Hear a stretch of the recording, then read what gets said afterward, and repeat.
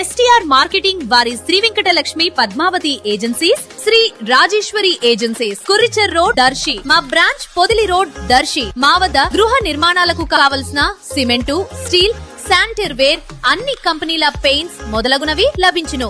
మరియు suite room సదుపాయం కలదు. Proprietor Sani Kommu Tirupathi Reddy. STR marketing chairman. Cell 9959336938.